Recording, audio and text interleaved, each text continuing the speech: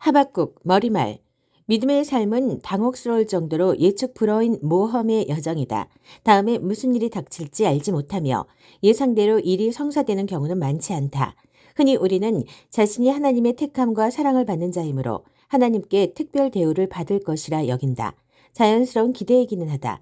그분을 따르는 제자가 되었으니 이제 막다른 골목을 만나거나 진창길로 접어들거나 목적지가 다른 여행자들에게서 끔찍한 일을 당하는 일 따위는 없을 것이다. 없을 것이라 기대한다. 이해 못할 바는 아니다. 그러나 하나님을 따르는 제자들이라고 해서 인생길에서 특별 대접을 받는 것은 아니다. 이 사실은 늘 우리를 놀라게 한다. 그런데 더욱 놀라운 사실은 그러한 순간에 우리의 길동무가 되어주는 이들을 성경 속에서 만날 수 있다는 것이다. 그 반가운 길동무 중 하나가 바로 예언자 하박국이다. 예언자들이 하는 일의 대부분은 우리에게 하나님의 말씀을 전해주는 것이다. 그들은 우리에게 하나님의 심판과 구원, 도전과 위로의 말씀을 들으라고 촉구하는 설교자들이다. 그들은 우리가 하나님을 마음대로 상상하지 못하도록 진짜 하나님을 알려준다.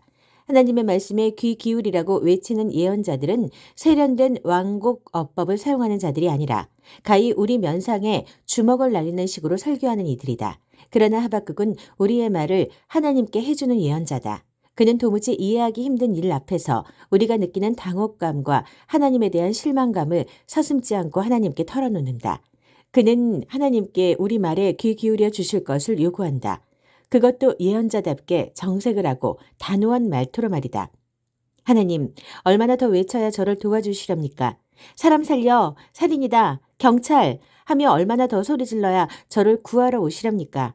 어찌하여 날이면 날마다 악을 목격하고 고난과 맞닥뜨리게 하십니까? 혼란과 폭력이, 싸움과 다툼이 도처에서 터져나옵니다. 법과 질서는 땅에 떨어졌고 정의는 농담거리가 되었습니다. 악인이 의인을 맹못 추게 하고 정의를 거꾸로 뒤집습니다. 하박국 1장 1절부터 4절. 하박국을 자극시켰던 것은 주전 7세기의 국제정세였다. 그는 하나님께서 강력한 바빌론 군대를 들어서 하나님의 백성을 심판하실 예정인 것을 알게 되었다. 아니, 하나님을 모르는 이방 민족들을 들어 하나님을 섬기는 경건한 민족을 벌하시겠다니. 하박국은 도저히 이해할 수 없어서 즉 하나님께 따졌다. 하나님께서 당신의 일을 제대로 하고 계신 것 같지 않다는 자신의 생각을 있는 그대로 털어놓았다. 그날 이후 단 하루도 거르지 않고 누군가는 하박국처럼 당혹감에 사로잡혀 다음과 같은 말을 내뱉었다. 하나님, 도무지 이해가 되지 않습니다. 그러나 우리의 길동무 예언자 하박국은 더 나아가 보다 중요한 일을 행한다. 그는 기다린다. 그리고 귀 기울여 듣는다. 그렇게 기다리고 듣는 가운데 그리고 그 내용으로 기도하는 가운데 어느새 그는 하나님의 주권이라는 보다 큰 세상을 발견하고 그 세상의 주민으로 살아가게 된다. 그 자리에서 비로소 그는 하나님을 믿는 삶, 하나님을 한결같이 신뢰하는 삶이야말로 충만한 삶이요 유일하고 참된 삶임을 마침내 깨닫게 된다. 하나님, 주님에 대해 전하는 조상들의 말을 듣고 놀라서 무릎을 꿇습니다. 그들에게 하신 일을 오늘 우리에게도 행해 주십시오. 그들을 위해 역사하신 것처럼 오늘 우리를 위해서도 역사해 주십시오. 심판하실지라도 자비를 잊지 말아 주십시오. 주께서는 분명 그렇게 하실 것입니다. 체리나무에 꽃이 피지 않고 딸기가 익지 않아도 사과가 다 벌레 먹고 밀 농사가 흉작이어도 양 우리의 양이 없고 외양간에 소가 없어도 나 하나님께 즐거운 찬송 부르리라. 나의 구원자 하나님 앞에서 즐겁게 뛰어놀리라.